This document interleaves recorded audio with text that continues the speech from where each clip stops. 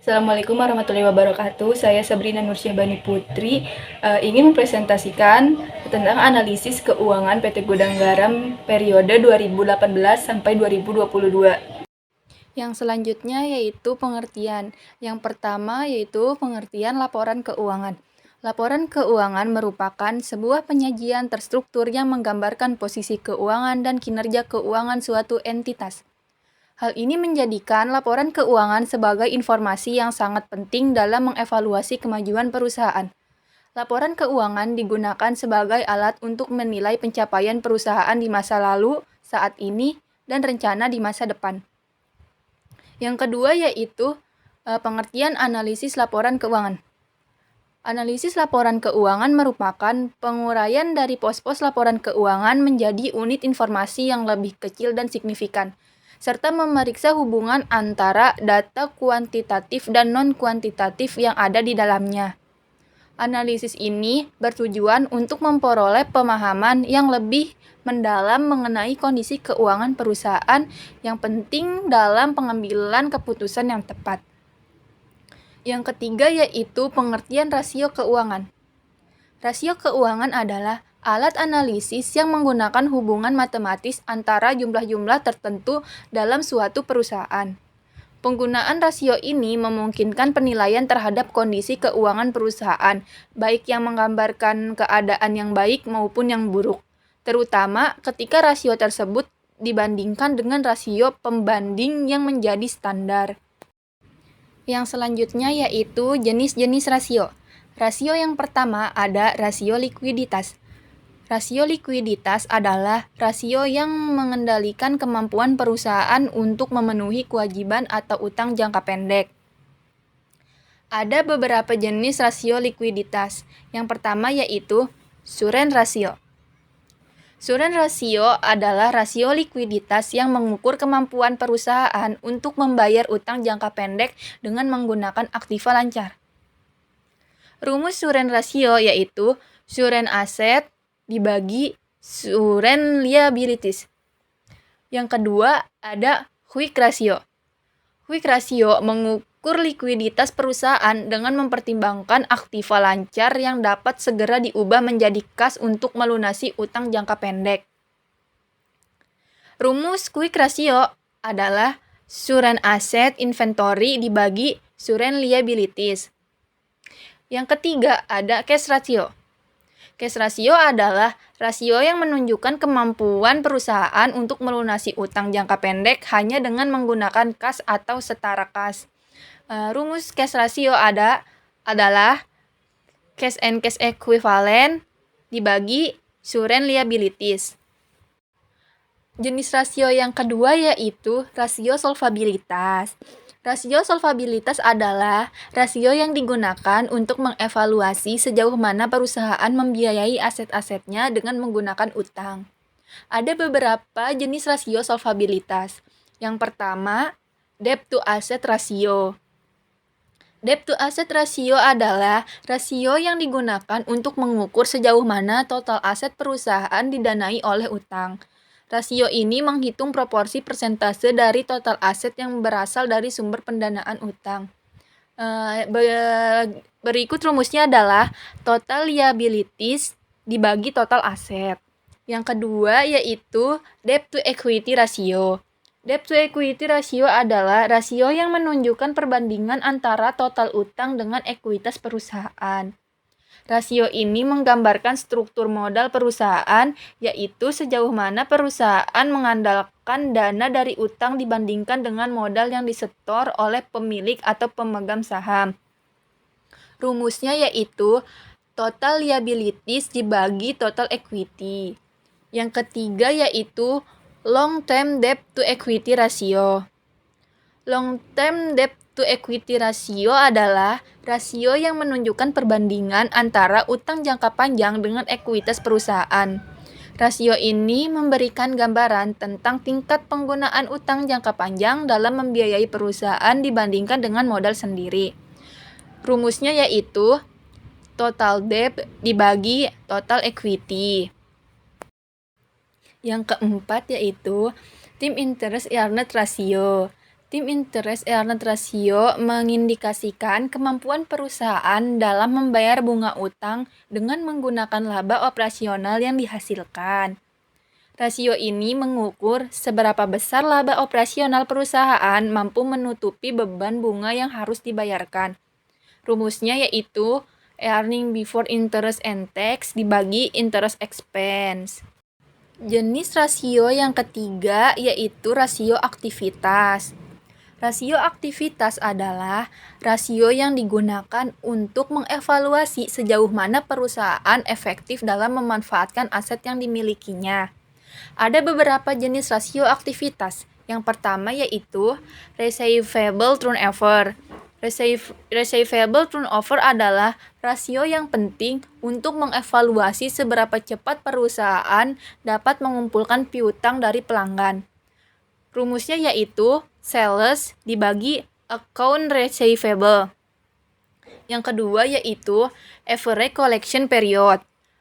Average collection period yang dihitung berdasarkan receivable turnover adalah ukuran untuk rata-rata yang dibutuhkan oleh perusahaan untuk mengumpulkan piutang dari pelanggan. Rumusnya yaitu 360 dibagi receivable turnover. Yang ketiga yaitu inventory turnover. Inventory turnover adalah rasio yang digunakan untuk mengukur seberapa sering perusahaan menjual dan mengganti persediaan. Rasio ini mengindikasikan efisiensi dalam pengelolaan persediaan perusahaan. Rumusnya yaitu COGS dibagi average inventory. Yang keempat yaitu average days in inventory. Average days in inventory yang dihitung berdasarkan inventory turnover adalah ukuran rata-rata jumlah dari persediaan yang tersedia sebelum dijual. Rasio ini membantu untuk mengevaluasi efisiensi dalam manajemen persediaan. Rumusnya adalah 360 dibagi inventory turnover. Yang kelima yaitu total asset turnover. Total asset turnover adalah rasio yang digunakan untuk mengukur efektivitas perusahaan dalam menghasilkan pendapatan dari seluruh aset yang dimiliki. Rasio ini menunjukkan seberapa efisien perusahaan menggunakan aset-asetnya untuk menghasilkan pendapatan. Rumusnya adalah sales dibagi total aset. Jenis rasio yang keempat yaitu rasio profitabilitas. Rasio profitabilitas adalah rasio yang digunakan untuk mengevaluasi sejauh mana perusahaan mampu menghasilkan laba atau keuntungan dengan memanfaatkan sumber daya yang dimiliki, baik dalam hubungannya dengan penjualan aset maupun laba bagi modal sendiri. Ada beberapa jenis rasio profitabilitas. Yang pertama yaitu gross profit margin. Gross profit margin adalah rasio yang mengukur persentase keuntungan kotor yang diperoleh perusahaan dari penjualan serta dikurangi dengan produksi. Rumusnya yaitu gross profit dibagi sales. Yang kedua yaitu operating profit margin. Operating profit margin adalah rasio yang mengukur persentase keuntungan operasional yang diperoleh perusahaan dari penjualan setelah dikurangi biaya operasional. Rumusnya yaitu EBIT dibagi sales. Yang ketiga yaitu net profit margin. Net profit margin adalah rasio yang mengukur persentase keuntungan bersih yang diperoleh perusahaan dari penjualan setelah dikurangi semua biaya termasuk pajak. Rumusnya yaitu EAT dibagi sales. Yang keempat yaitu return on asset. Return on asset adalah rasio yang mengukur seberapa efisien perusahaan dalam menggunakan aset yang dimiliki untuk menghasilkan laba. Rasio ini mengindikasikan tingkat pengembalian yang diperoleh perusahaan dari penggunaan asetnya. Rumusnya yaitu EAT dibagi total aset. Yang kelima yaitu return on equity. Return on equity adalah rasio yang mengukur seberapa besar keuntungan yang dihasilkan perusahaan bagi pemiliknya berdasarkan modal sendiri yang diinvestasikan. Rasio ini memberikan gambaran tentang tingkat pengembalian investasi bagi pemilik perusahaan. Rumusnya yaitu EAT dibagi total equity. Jenis rasio yang kelima yaitu rasio nilai pasar. Rasio nilai pasar merupakan rasio keuangan yang digunakan untuk menilai nilai perusahaan berdasarkan harga saham atau nilai pasar perusahaan. Rasio ini mengukur kinerja keuangan perusahaan dengan cara membandingkan harga saham perusahaan dengan laba pendapatan atau aset perusahaan. Ada beberapa jenis rasio nilai pasar. Yang pertama yaitu dividen payout ratio. Dividen payout ratio mengukur persentase laba yang dibagikan kepada pemegang saham sebagai dividen. Rasio ini dihitung untuk membagi dividen per saham dengan earning per share. Rumusnya yaitu dividen dibagi EAT. Yang kedua yaitu dividen yield. Dividen yield mengukur tingkat pengembalian yang diperoleh dari dividen per saham dibandingkan dengan harga saham. Rasio ini dihitung dengan membagi dividen per saham dengan harga saham. Rumusnya yaitu dividen per share dibagi price per share. Yang ketiga yaitu earning per share. Earning per share mengukur laba bersih per saham yang dihasilkan oleh perusahaan.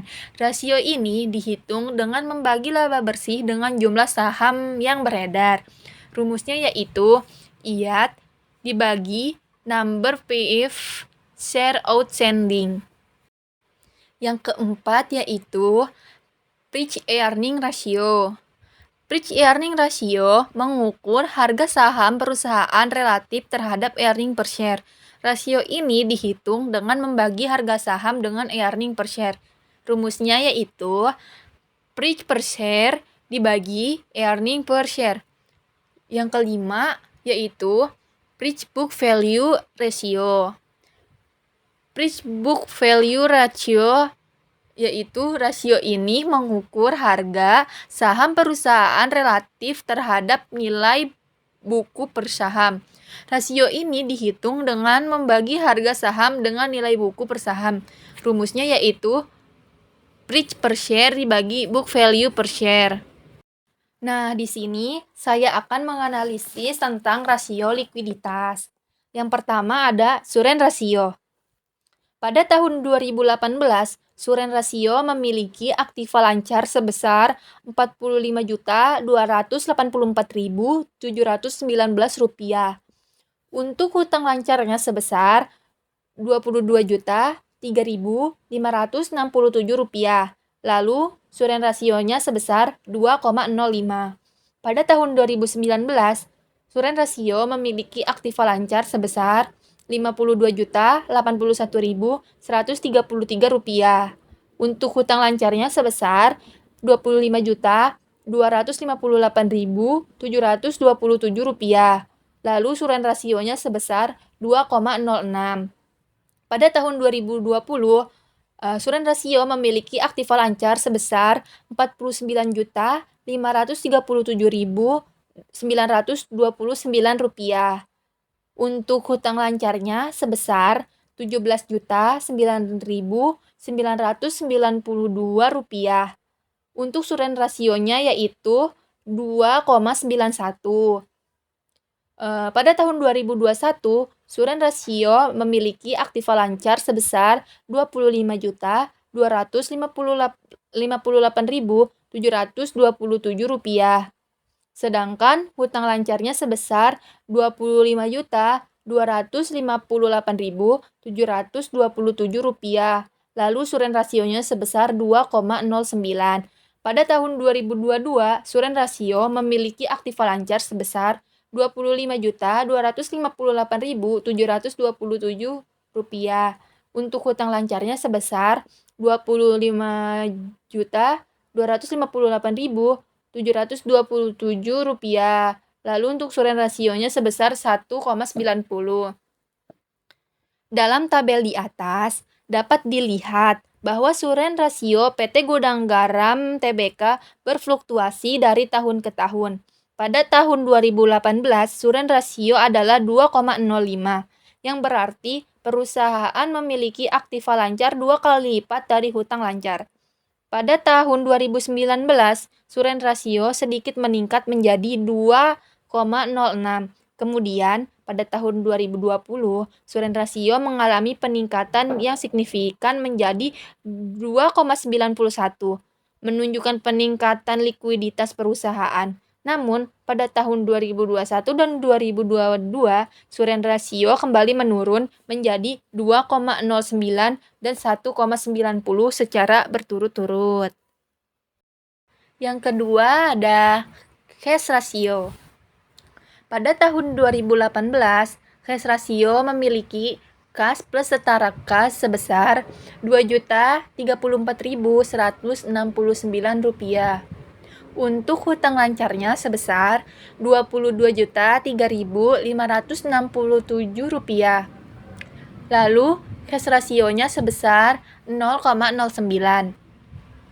Pada tahun 2019, cash rasio memiliki kas plus setara kas sebesar Rp3.571.886. Lalu untuk hutang lancar sebesar Rp25.258.727. Lalu cash rasionya sebesar 0,14. Pada tahun 2020, cash rasio memiliki kas plus setara kas sebesar Rp4.774.272. Lalu untuk hutang lancarnya sebesar Rp17.9.992. Lalu cash rasionya sebesar 0,28. Pada tahun 2021, cash rasio memiliki kas plus setara kas sebesar Rp4.199.740. Lalu untuk hutang lancarnya sebesar Rp25.258.727.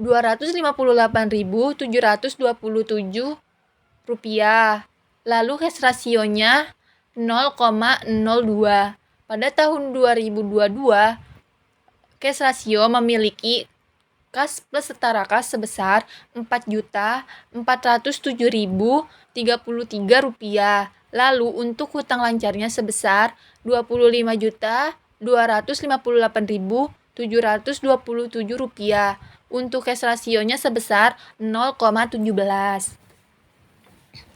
Dalam tabel di atas dapat dilihat bahwa cash rasio PT Gudang Garam Tbk mengalami fluktuasi dari tahun ke tahun. Pada tahun 2018, cash rasio adalah 0,09, yang berarti perusahaan memiliki kas dan setara kas sebesar 9% dari total hutang lancar.